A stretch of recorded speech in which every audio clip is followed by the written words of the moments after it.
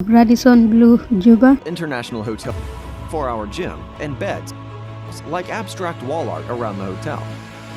ከም ንጉስ ንኽትነብር ከም ባርያ ስራሕ ኣብ ጉዕዞ ስደት መንእስያት ኤርትራውያን ካብቲ ሓደ ዝምስጥን ዘደንቕን ጻዕርቶም መንእስያት እዩ።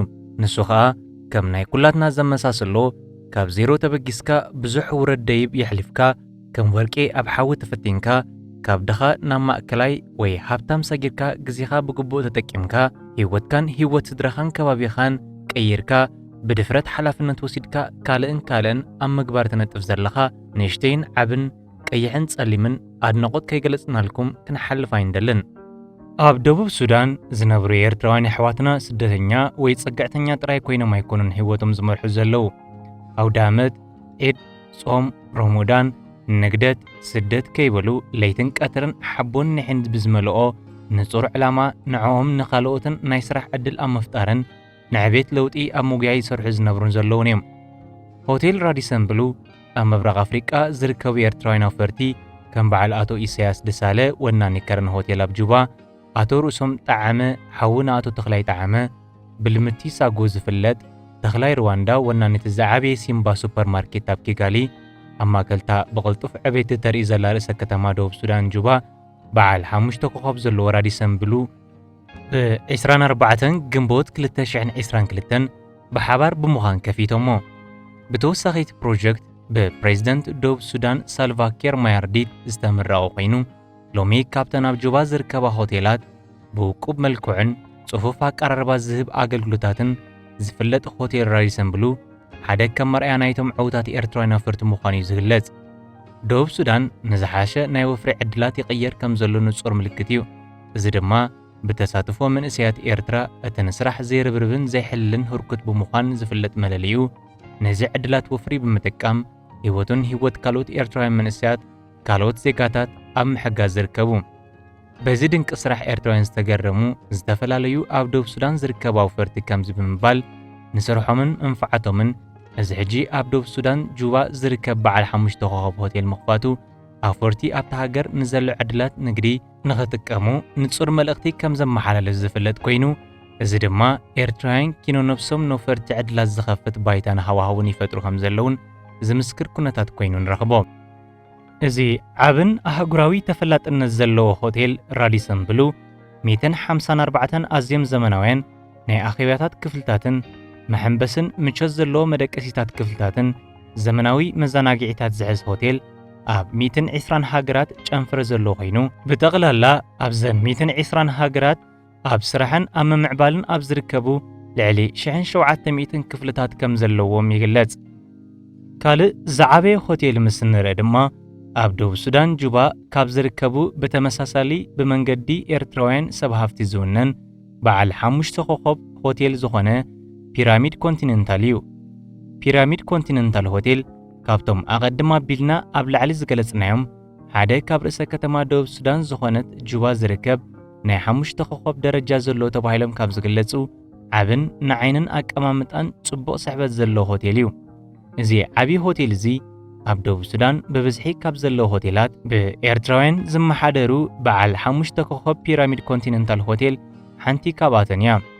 ብጀካቲ ውቁብን ምዕሩግን ኣቀማምጣን ዲዛይንን ዓለምለኻዊ ደረጃን ኣካይዳን ኣሰራርሓ ዘለዎ ሆቴል እዩ። ፒራሚድ ኮንቲነንታል ብዘለዎን ዝህቦን ምዕቡል መሳርሒታትን ምቕሉልን ጽፉፍን ኣገልግሎት ኣዝዩ ሰፊሕን ምዕቡል ክፍልታት ዝሓዘ ኮይኑ ፍሉይ ትርኢትን ዝስሕብን ዝምስጥን መመገቢ ክፍልታት ዘማልአ ዓለምለኻዊ ሆቴል ኮይኑ ይፍለጥን ይጥቀስን። ሆቴል ኮንቲነንታል ፒራሚድ 183 መደቀሲ ክፍልታትን ካልእን ዘማለወ ውቁብ ኣዝዩ ደስ ዘብል ምቾት ዘለዎም ብጽቡቕ ትሕዝቱ ዝግለጽ ወይ ዝጥቀስ ሆቴል እዩ። ክላሲክ ክፍልታት ኩሎም ኣገደስቲ ዝበሃሉ ነገራት ብዘየጠራጥር ወይ ዕግበት ብዝፈጥር ንነፍሲ ወከፍ ተገልጋሊ ዓሚል ንሓጸርቲ መገሻታት ንዕረፍቲ ኮታ ንኹሉ ዓሚል ብዝጥዕሞ ገይሩ ተገልጊሉን ብዕጉብን ሕጉስን ፍሱህን ገጽ ከይዶም ንኽምለሱ ብውሕሉል ጥንቃቐ ዝተመልኦ ኣሰራርሖኦም ብወጻእተኛታት ሰበስልጣን ደቡብ ሱዳንን ህዝብን ኣብ ዝኾነ ኣጋጣሚታት ብተደጋጋሚ ክግለጽ ዝስማዕ እዩ። ብዘመናዊ ኣቀማምጥኦን ብዘገርምን ኣዝዩ ደስ ዝብል ጽባቐ ንኸተማ ጁባ ኣብ ርእሲ ዘለዋ ጽባቐ ተወሳኺ ድምቀት ከም ዝሃባ ማንም ዝምስክሮ ሓቂ እዩ። ፒራሚድ ኮንቲነንታል ሆቴል ናጋይሽ ኣብ ምቕባል መንጋድን ዘለዎ ኣበርክቶን ኣሰራርሓን እዚ ሆቴል ካብ ግዜ ናብ ግዜ ምዕባልኡ ይውስኽ እምበር ኣይጎደለን መመሊሱ ክምዕብል ጥራይና ንሪኦ ዘለና በዚ ኸኣ ንዓናን ንዓኹምን ንዕቤትና ዝጠቅም ኣበርክቶ ትገብሩ ኣለኹም ክብሉ ሓደ ግዜ ኣብኡ ብዝግበር ኣኼባታት ዋዕላታትን ናይ መንግስቲ ወይ ናይ ግሊ ትካላት ደቡብ ሱዳን እቶም ሰበስልጣን ክሙግስዎም ኣብ ጎኖም ኮይኖም ብሓባር ንህዝብታት ኤርትራን ደቡብ ሱዳንን ከም ዘነቓቕሑን ዝድግፉን ይገልጹ። ሰበስልጣን ተሃገርን መንግስትን ህዝብን በተደጋጋሚ ኣብ ልዕሊ ኤርትራውያን ዘለዎም ኣድናቖት ክገልጹ ከለዉ እቲ ቀዳማይ ኤርትራውያን ኣብ ንሕንሕድሕዶም ዝገብርዎ ምትሕግጋዝን ቅልጡፍ እዩ። መዓስ ይድቅሱ ሰዓት ክንደይ ትስኡ ኣይፍለጡን። እዚ ኸኣ ንሕና ቅዱስ ቅንኢ ይሕዲርና ምስኣቶም ብምትሕባር ሓቢርና ንለውጢ ክንጉስጉስ ኣለና ክብል ዜጋታት እቲ ሃገር ይገልጹ። ንኤርትራዊ ጫፍ ጥራይ ኣትሕዞ እቲ ሓንቲ ጫፍ ባዕሉ ዝገበረ ገይሩ ክረኽባዩ ብምባውልን ይገልጽዎ እዮም። ፒራሚድ ኮንቲነንታል ሆቴል ብብዝሒ ብቑፅሪ ክግመት ብዘይከኣል መሰረት ናይ ውሽጢ ዓንድን ካልኦት ወጻእተኛታት ሃገር ብዝጠለብዎን ዝደለይዎን ዓለምለኻዊ ዓይነት ምግብታት ፈሳስን ውዑይ ነገራትን ካልኦት ዘቕርብ ኮይኑ ብፅሬት ኣሰራርሓ ምግብን ኣቀራርባ ሰራሕተኛታት ጽፈትን ምዕባለን ነፍሲ ወከፍ ክፍልታትን ከምውን ዝህቦ ኣገልግሎት መሳለጥያ መጓዓዝያ ወዘተ ብዘለዎ ምቕሉል ተመክሮ ካብ ሆቴላት ደቡብ ሱዳን ጁባ ዝጥቀሰሉን ኣብ ቅድሚት ዝስራዓሉን ብኤርትራውያን ዜጋታት ዝውነንን ሆቴል እዩ።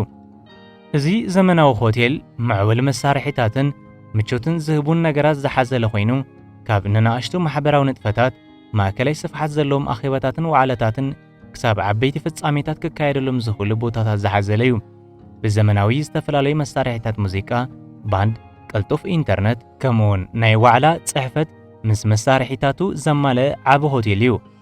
ኣዕሚቕካ ከተስተንፍስ፣ ንስነትካ ክትመልስ፣ ዳግማይ ኣእምሮኻ ትሕድሰሉ፣ ጸዓትካን ሓይልኻን እትረኽበሉን እትርእየሉን ኣካላዊ ምንቅስቓስ እተሰርሓሉን ጥዕናኻ እትሕልወሉን ብዘይወስኽ ክፍሊ ተዛኒኻ ትሰርሓሉ መንገዲ ኮይኑ ከባቢ 8 ሰፋሕቲ ክፍልታት ዘለዎ ክፍሊ ሕክምናን ሓካይምን ዝርከብሉ ዓቢ ናይ ጅምስ ሳውና ዘማእከለ ክፍልታት እውን ይርከቦ።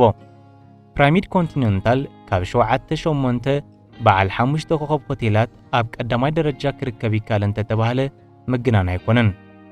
እዚ ሆቴል ኣብዚ ዘሎ ደረጃ በፂሕሉ ዘሎ ምኽንያት ሓንሳብ ብምስራሕ ዘይኮነስ ዓብየን ተለዊጠን እየ ከይበለ ኩሉ ግዜ እቲ ሆቴል ዘለዎ ስምን ዝናን ንምዕቃብ ለይትን ቀትርን ንምምዕባሉ ካብ ላዕሊ ክሳብ ኣብ ታሕቲ ዝርከቡ ሰራሕተኛታት ከም ዝፅዕሩ ሓደ ምስክር ናይቲ ሆቴል ኣገልግሎትን ደረጃውን እዩ። ኤርትራውያን ዜጋታት ኣብ ደቡብ ሱዳን ካብ ዝለዓሉ ክሳብ ዝተሓቱ ጽላታት ልምዓት ካብ መጠን ንላዕሊ ይሰርሑ ኣለዉ። ካብ ዝኾነ ኣህዛብ ንላዕሊ ሓበራዊ ርእሰ ማሎም የዘዋውሩ ድማ ኣለዉ።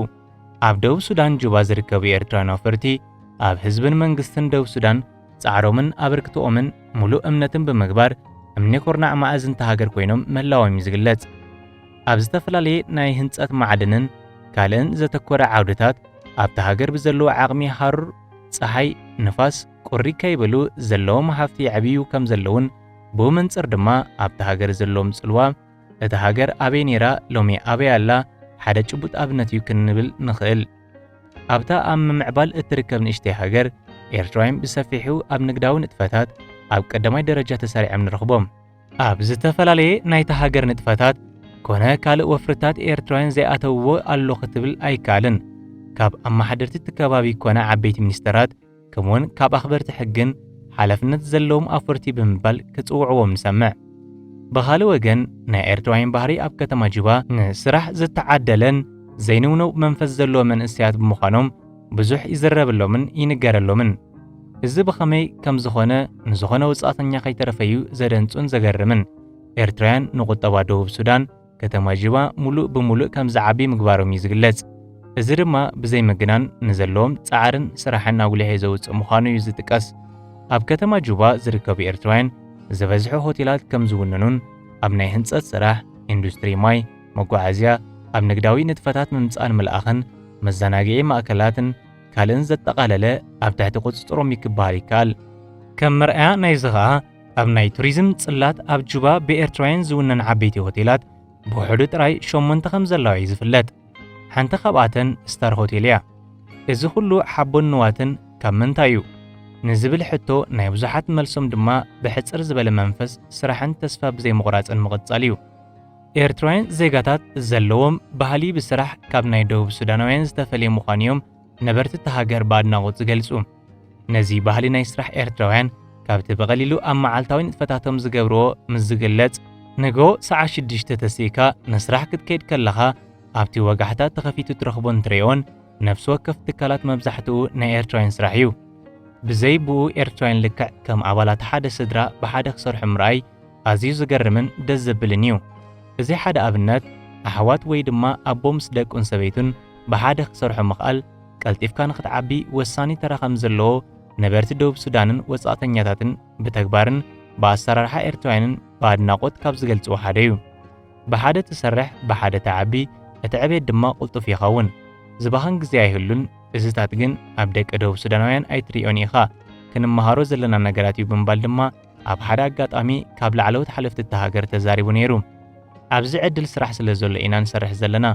ኣብ ሃገርና ኤርትራ ከዓ እቲ ዕድል ምስ ተኸፍተ ወይ ምስ ተረኽበ ናይዚ ንገብሮ ዘለና ተመሳሳልን ልዕሊኡን ክንሰርሕ ኢና ዝብሉ ቃላት ካብ ዝተፈላለዩ ኣፈርትን ነጋዶን ኤርትራን እትሰምዖ ቃላት እዩ። ብተወሳኺ ኤርትራዊ ኣብዚ ዞባ መጺኡ ትምህርትን ተመክሮን ድማ ይድልብ ከም ዘሎ ይፍለጥ። ብዘወሃለልዎ ፍልጠትን ተመክሮን ድማ ብተግባር ክሳብ ሎሚ ለይቲ ንኽሰርሕ ዘጋድደና ዘሎ ብምባል ዘለዎም ተስፋታት ኣብ ሃገሮም ኤርትራ ክቕጽልዎ ናይ ወትሪ ሕልሞም ብምዃኑ ይዛረቡ። ኣብ መወዳእታ ነቶም ኣብ መላእ ኩርናዕ ዓለማት ዘለዉ የሕዋትናን ኣሓትናን ኤርትራውያን ምዕባይናን መናእስናን ናይ ግዳይነት ስምዒት ኣወጊዶም ንኽምዕብሉ ጥራይ እንተደኣ ሓሲቦም ክኽእልን ክገብርን ኢልካ ኣብ ትሕቲ ፈጠረ እንተተበጊስካ ዘይከኣልን ዘይግበርን ዘይብፅሓን ከም ዘለ ትወድቕ ትትስእ ትረክብ ትስእን ትሓዝን ትሕጎስ። ስለዚ በቢ ዘለናዮ ኣይነ ምሕቕን ኣይነ ናእስን ክብሉ ካብ ተመክሮ ህይወቶም ይገልጹ። ንሕና ኣብ ሱዳን ስደተኛታት ነርናን ኣብ ሃገርና ኣብ ሃገራዊ ኣገልግሎት ነርናን ናይ ዝበዝሐ ኣብ ስደት ዘሎ ኤርትራዊ ዛንታ እዩ። ነዚ ንምብዳህ ግን ኣበርቲዕኻ ምስራሕ ከም ዘድልዮም ኣፈርቲ ኤርትራውያን መንእሰያት ዝመኽሩ።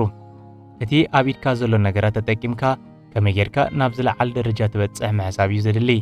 እቲ ጽጋዕተኛ ናይ ምዃን ወይ ግዳይ ናይ ምዃን ስምዒት ከነማዕብል የብልናን ብምባል እውን የረድኡ። ከመይ ጌርካ ዝሓሸ መነባብሮ ክትፈጥር ትኽእል ብኸመይ ክትመሃር ከም ትኽእል ኣብ ምሕሳብን ምውሳእን ክኸውን ኣለዎ ኣቓልቦና። ብተወሳኺ ኣብ በዓል ደቡብ ሱዳን ደረጃ ትምህርቶም ዝለዓለ ዘይኮኑ ክነሱ ተኣምር ክሰርሑ ዝረኣዩ ዘለዎ ኤርትራውያን ዜጋታትና ብዙሓት እዮም። ስለዚ ድሌትን ንሕን ሓቦን እንተደኣ ሃሊና እዚ ባህሊ ስራሕን ዓወታትን ኤርትራውያን ብዙሕ ክግበር ከም ዝከኣል ብተግባር ክንመሃረሎም ንኽእል ኣብነታት እዮም። ኤርትራውያን ማሕበረ ከም ደቡብ ሱዳን ከተማ ጁባ ካብ ሃገርና ሓንሳብ መውፃእናን ምርሓቕናን ካብ ዘይተረፈ ኣበርቲዕና ብምስራሕ ነቲ ዝሓዝናዮን ናብ ዝሓሸን ዝለዓለን ደረጃ ንምብጻሕ የድሊ ክብሉ እዮም ዝዛረቡ። ነቶም ኣብ ዝተፈላለየ ዓውድን ንጥፈታትን ዕዉታት ዝኾኑ ዘለዉ መንእሰያት ዝምልከት ድማ ብዙሓት ኤርትራውያን ኣለዉ። ግን ከኣ እቶም ዕዉታት ኣብነታውያን ብምዃን ተመክሮኦም ንመንእሰያት ሃገርና ብምክፋል ከነናቃቕሖም ኣለና ክብሉ እዮም ዝመኽሩ። ከም ኣብነት እንተሪእና ሓደ ጽቡቕ ስራሕን ኣታውን ከለዎም በጉጉይ ኣካይድኦም ኣብ ዘይተደለየ ወልፍታት ብምእታው ንሃገሮምን ስድሮኦምን ዘስግኡ ስለ ዝኾኑ ኣብ ኩሉ ንኾዶን ንገብሮን ጥንቃቐ ብዝተመልኦ ብልሕን ምስትውዓልን ዘለዎ ኣካይዳ ንኽህልወና እዮም ዝመኽሩ። ብተወሳኺ እዞም ዕዉታት ኤርትራውያን ነዚ ናይ ሕጂ መንእሰይ ወለዶ ኣብ ስደት ኣብ ዝተፈላለየ ኩርናዕ ዓለም ዝቕመጡ ዘለዉ ኤርትራውያን ዘለዎም ለባውን ምኽርን ንምምሕላፍ ኣብ ዝተሓተትሉ ብመጀመርታ ንኹሉ ኣብ ዘለዉ ሰላምን ጥዕናን ጽቡቕ ናይ ስራሕ ዕድልን እንዳተመነና ከምተ ናይ ዓድና ባህሊ ኣብ ንሕድሕድና ምክብባርን ምትሕልላይን ምትሕግጋዝን ብዝመልኦ መንፈስ ክንደጋገፍ ከም ዘለናን ንዝወጽሉ ዕላማ ከይሰልከዩ ክሰርሑን ፍልጠቶም ከዕብዮን ንለቦ ብምባል መልእኽቶም የመሓላልፉ።